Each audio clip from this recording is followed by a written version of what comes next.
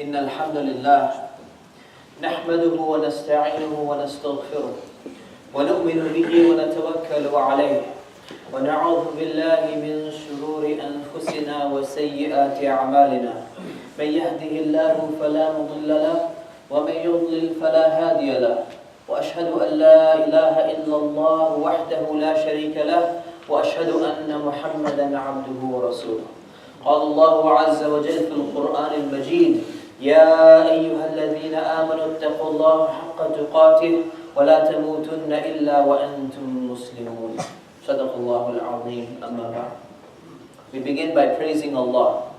We praise Him, we seek His help, and we ask His forgiveness for all the mistakes we've made in life.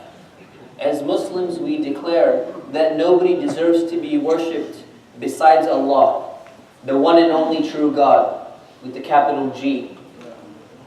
And as Muslims, we declare that Muhammad ibn Abdullah was the last and final messenger that has been sent for our guidance and for the guidance of all humanity until the end of time. Respected brothers, sisters, and guests, in the year 2014, the word of the year, according to the Oxford Dictionary, was selfie. And the reason why they chose it as word of the year is because the amount of times that the word selfie was used in 2013 and the increase that happened in 2014 was a 17,000% increase in the usage of that word. So what is a selfie? Most of us know you basically take your camera out, or you take your phone out, which has a camera, and you come and you take a picture of yourself. With a background, with no background, or you take a picture into a mirror, and you're just basically taking a picture of yourself. That's what a selfie is. And what's really interesting is that the research that is being done on the taking of selfies is revealing something about human psychology and revealing something about human spirituality, which affects our practice as Muslims on a daily basis. In 2014, Google, now called Alphabet, Google, the company, search engine company, they released data that there was 93 million selfies were taken every single day. And that was over 4 years ago. It's probably doubled, tripled, maybe quadrupled today. But what's really interesting is they released the age demographics of the people who are uploading selfies. And what they found was that people between the ages of 18 to 24, of all the pictures that they upload, 1 in 3 is going to be a picture of themselves. So imagine you snap a picture of your lunch that you're going to be eating. Then you snap a picture of your school.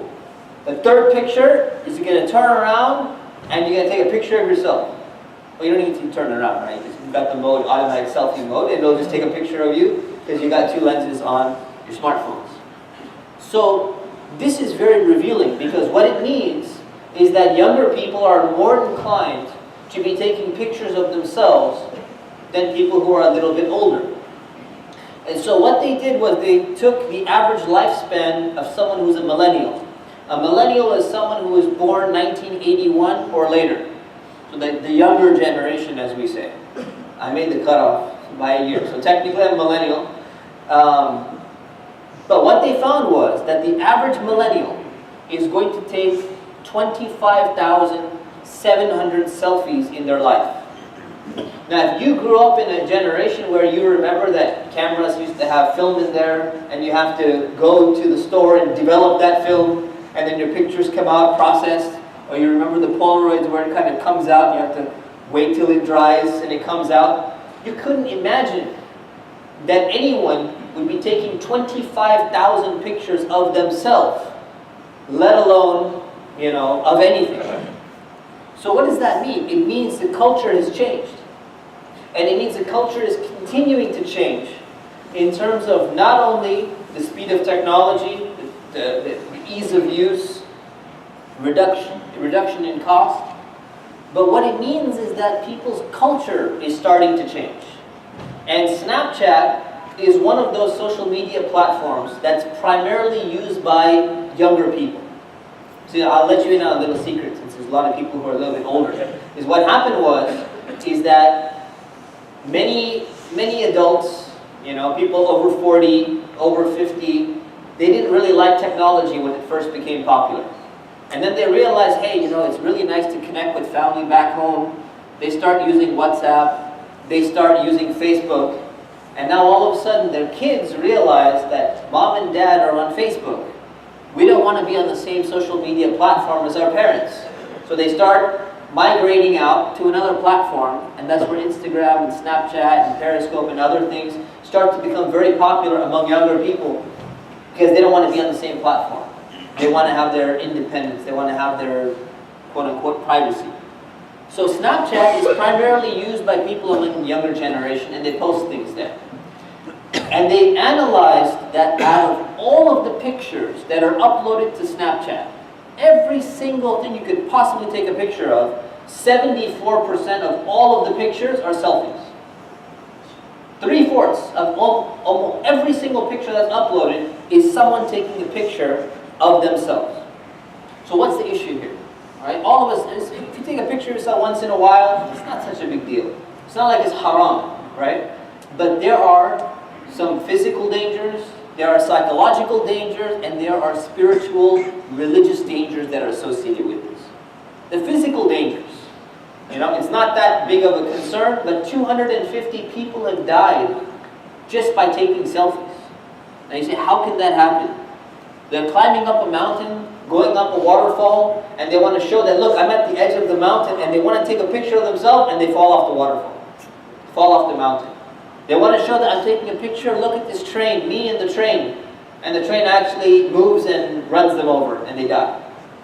There's been electrocution episodes, there's been so many things. In fact, in 2015, more people died from selfies than from shark bites in the world, and yet we're very scared of sharks. So this is the reality. There are physical dangers. Russia has launched a campaign called the Safe Selfie Campaign, trying to make sure people are safe. In India, they have zones now marked off. They say, these are no selfie zones. You're not allowed to take a selfie here because people have died in this spot. Just try to take a picture of themselves and they fell off somewhere. So that's the reality of what's happening. It's becoming risky now because people are losing control in the sense that they're so interested in taking a picture of themselves that it actually becomes physically damaging. But the bigger threat than just the physical is the psychological. So what happens on a psychological level is that the culture of continuously taking pictures of yourself because you think you're awesome, because you think you're cool, or you want to show other people how awesome and how cool and how beautiful and how buff and how great you really are, that it starts to result in depression. It results in addiction. It results in obsessive compulsive disorder. It damages friendships. And it leads to what's called narcissistic behavior.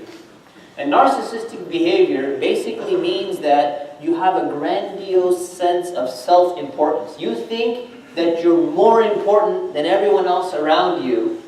Whether or not you acknowledge it, you have it inside, and you require excessive admiration.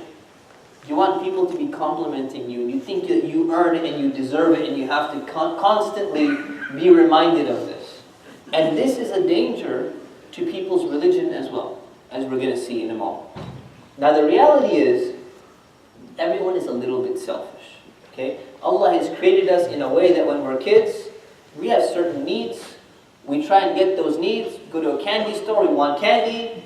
You're hungry, you want to grab food out of somebody else's hand if you want to eat. Someone else has a toy that you want, you start to try and grab it. And that's a natural part of being a child and a human being. But when this becomes a culture, like in today's culture, it's an all about me culture. It's a culture where you're supposed to obey your ego, you're supposed to obey your desires whenever they come. And people are actually trained to be selfish. And there is no or little discipline where people are teaching you that this is actually problematic. That everyone wants to be the center of attention wherever they go. This becomes becomes a problem. And there are studies that actually show that children who are less selfish, they're less self-centered, they actually end up becoming healthier, they end up becoming happier, and they end up becoming more successful in life as well.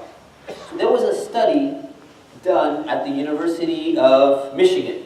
They looked at 72 different behavioral studies on college students. We're not talking about kids, on college-age students, over a span of 3 decades. And what they concluded is that over a period of 30 years, there was a 58% increase of 3 things. The amount of selfishness that people have, their inflated sense of self-importance, and their need for admiration. And this is quite alarming. So because what's happening is, you have a lot of people saying, you've heard this before, the youth nowadays, they're messed up, we gotta save our youth, we gotta do something. We can't figure out exactly what is the problem, like what is the issue, right? What are some of the main issues? And what we're realizing is there is a generational issue. And the generational issue has to do with the culture in which we live. And the culture which is being propagated through the use of technology and through other things. So this is what's really happening. There was a Gallup poll that surveyed teenagers in the 1950s. And they asked teenagers, said, how true is this statement? The statement is, I am very important. You asked, how important are you in your own opinion? 12% of teenagers in the 1950s said, I am very important. 1980s, 12% jumps to 80%. All right? I am very important in this world. Okay, now in one sense, alhamdulillah, we're important in the sense that Allah created us as human beings. Allah cares for us. Allah loves us. We're not animals. We have a special place. From that perspective, we have free will. We have rationality. This is something that Allah has given us. But from the perspective of on an individual level, me as a person, I am so important, more important than other people around in the world. That is something that has changed over the generations. And it's not surprising. Because we live in this self-esteem culture. We're taught to have high self-esteem. And having high self-esteem is important. It helps reduce anxiety. It'll help reduce, some other issues that you may have. You need to have confidence when you go into a job interview. You need to have self-confidence. You need to have self-confidence when you're going to go for a marriage proposal. You want to propose to someone. You want to consider marriage for them. You need to have some self-confidence.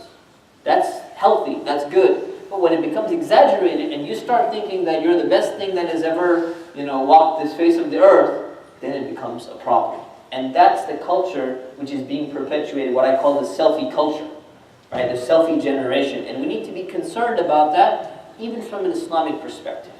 Abdullah ibn Mas'ud was one of the scholars among the Sahaba, among the companions of the Prophet ﷺ. And he said that destruction lies in 2 things: despair and self-admiration. Now what does he mean by that? What he means by that is destruction, meaning in this world and in the akhirah, in the next life. Meaning that you will be destroyed as a Muslim. You will ruin your life through 2 things. Either despair. You think, what? I'm useless. I can't live up to, what Islam, demands of me. My parents want me to be good in school, they want me to be good Muslims, and they want me to memorize the Quran, they want me to do it. I just can't live up, there's too much pressure for me. And it's too difficult living in this environment, so I'm not going to be anything. I'm a failure, there's no hope for me. Or you've done some bad things in your past, and you're like, Allah's never going to forgive me. I'm done, there's just no point. So you give up. And Abdullah ibn Mas'ud, radiallahu anh, he is saying that this will lead to destruction. And then he says the second thing is self-admiration. When you start to admire yourself so much and think you have such a high worth of yourself, it's going to lead to destruction because you think that you've already reached the goal in your life. There's nothing to change. There's no need for improvement. You are exactly where you need to be, and then you stop. And you say, I'm good where I am. And he says that will lead to the destruction as well. First person is not going to do anything, And the second person, they say, I don't need to do anything either because I am where I need to be. Allah subhanahu wa ta'ala says in the Quran in chapter 53, verse 32, it says, فَلَا تُزَكُّوا أَنفُسَكُمْ. Do not ascribe purity to yourselves. Meaning, do not think that you're awesome. Do not think that you're like the best thing that ever walked on the face of the earth. And then Allah subhanahu wa ta'ala continues and He says, هُوَ أَعْلَمُ بِمَنِ اتَّقَى. He is the most knowledgeable or the most knowing about the one who is the most pious. Piety in Islam, having taqwa, having God consciousness, is the most important thing in the sight of Allah. And who has the most God consciousness? Allah is reminding us that He knows. You don't know. You don't know if you have it. It's an internal state. You can't tell how great you are in the sight of Allah, which is what matters the most. So it's very important to humble yourself. And don't think like you're the most special thing, because Allah is the one who knows who's special and who's not special. So we need to humble ourselves a little bit. Imam Al-Gazali was one of the great scholars in Islam. About 1,000 years ago, he wrote a book, a chapter in a book, where he talked about the harms of self-admiration. And he says, when you admire yourself too much, and you have an exaggerated sense of your self-worth, you can fall into one of these 5 dangers, which will mess up your religion, and it will harm you as a Muslim. It says, danger number 1, it will cause you to overlook or minimize the bad deeds that you're doing. So you are praying 5 times a day, you are coming for Jumu'ah, you are donating in charity, you're doing everything you need to do as a Muslim and more. And then you look at yourself and you say, Alhamdulillah, things are going great. I'm doing good. Alhamdulillah, I'm a good Muslim, I'm doing all of these things. I'm successful in my career, I'm successful in my marriage, everything's looking good. And then you start gossiping, talking a little bit bad about people, and then you realize, yeah, I do kind of slip once in a while and I talk about people and stuff like that. But then you focus on all the good things you're doing. And you say, it's not such a big deal because look at all the good things that I'm doing. And you're saying, what happens is when you emphasize and you zoom in on all the great things you're doing, you start to overlook the bad things that you're doing so that it becomes so small in your eyes that you really don't put any effort to change those things. And he says that's danger number 1. And then danger number 2, he says that you become satisfied with the small amount of good that you're doing.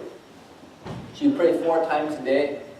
You say, hey, it is a lot better than most Muslims in the world. So you say, I don't need to move forward. I'm fine where I am. You fast in Ramadan, you go for Hajj, but you don't give any charity. Right? And then you say, I pay my zakah, but you don't give any additional charity, so you just stop. And you say, alhamdulillah, at least I fulfill all my obligations in Islam. But then you don't move forward. You don't try to improve yourself. And you get stuck because you're focusing so much on all the great things that you're doing, and you don't want to actually try to improve in your life. Harm number 3, he says you are prevented from shura. You're prevented from consulting with other people. So whenever you make an important decision in life, you're supposed to consult with others. It's called shura.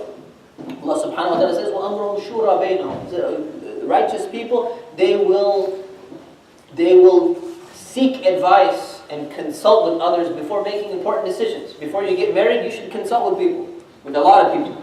Before you go to university, you choose a career, you should consult with people. Before every major life decision, you should consult. But what will happen is, if you have such an exaggerated estimation of your own self-worth, you're not going to want to consult with anyone. You're not going to want to take anyone's advice because you think that you're smarter than everyone else. And when you do, why would you need anyone else's advice? And this is a contrary to what was actually done by the Prophet Muhammad ﷺ himself. He was the messenger of God. He was receiving direct revelation from Allah, and he used to consult his companions.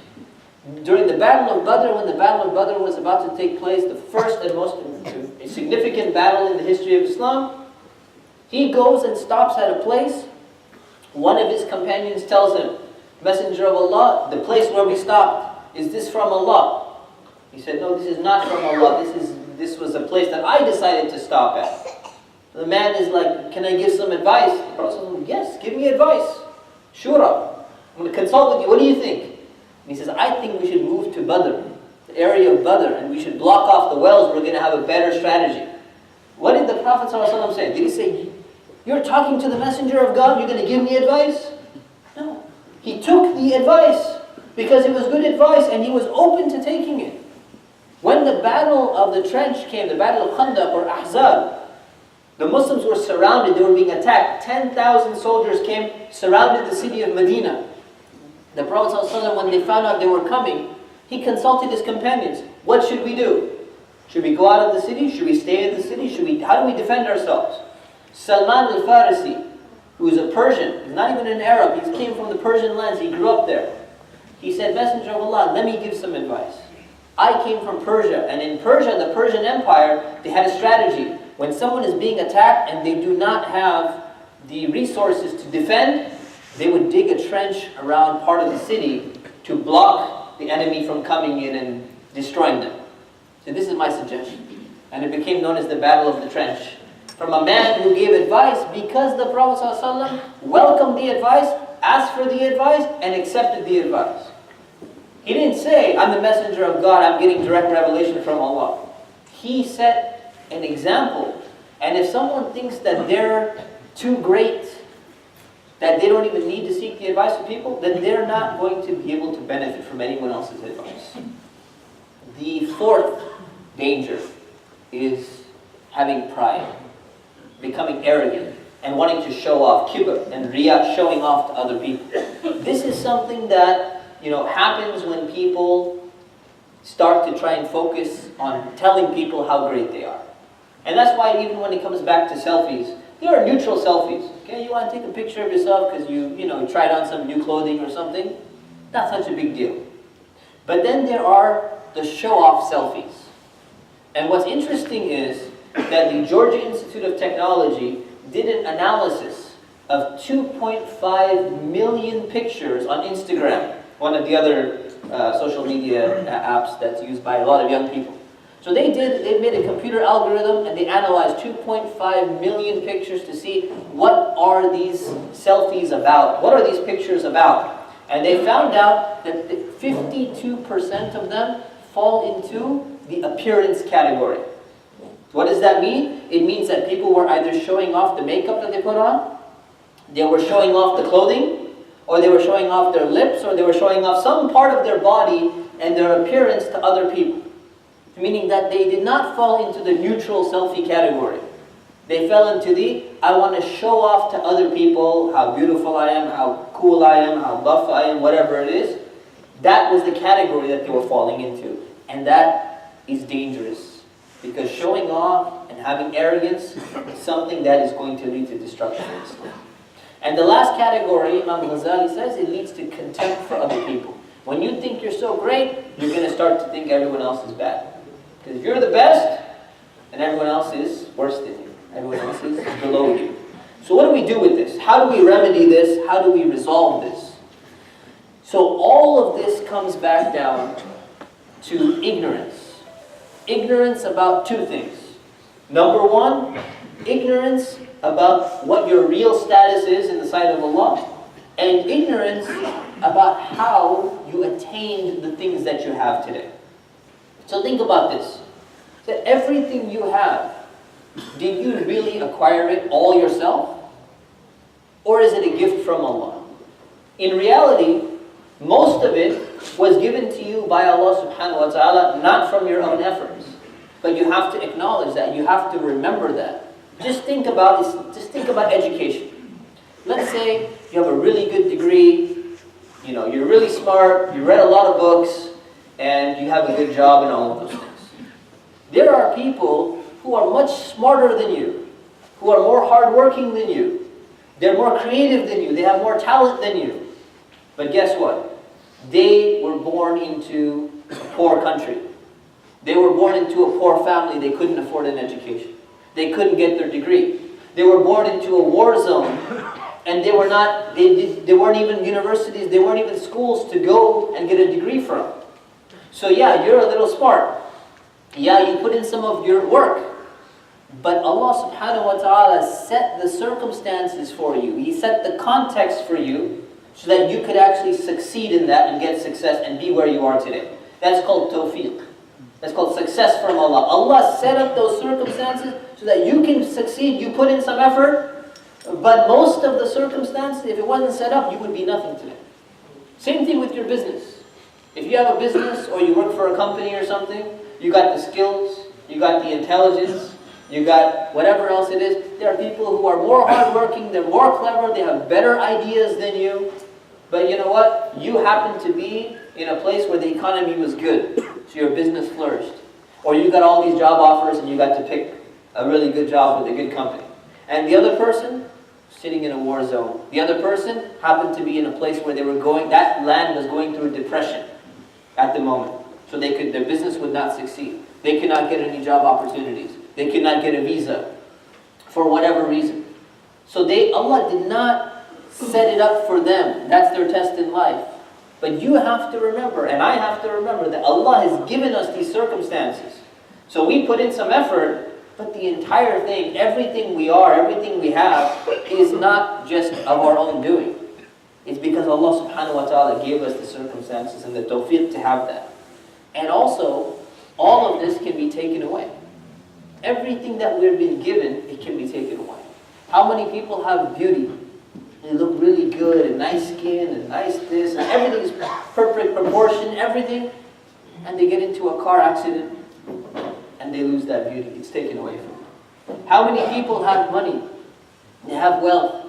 And all of a sudden, some dictator comes and takes over the country, messes up the entire country, and you lost everything overnight. This happens to so many people. And if we do not thank Allah subhanahu wa ta'ala for every single blessing that we have, and if we think that we've somehow acquired everything on our own, then we're only deluding ourselves, if not putting us in a path of danger. We ask Allah subhanahu wa ta'ala to forgive us and to help us. Ameen. Astaghfirullah li wa lakum wa li sa'iril muslimin fastaghfiruhu innahu huwal ghafurur rahim.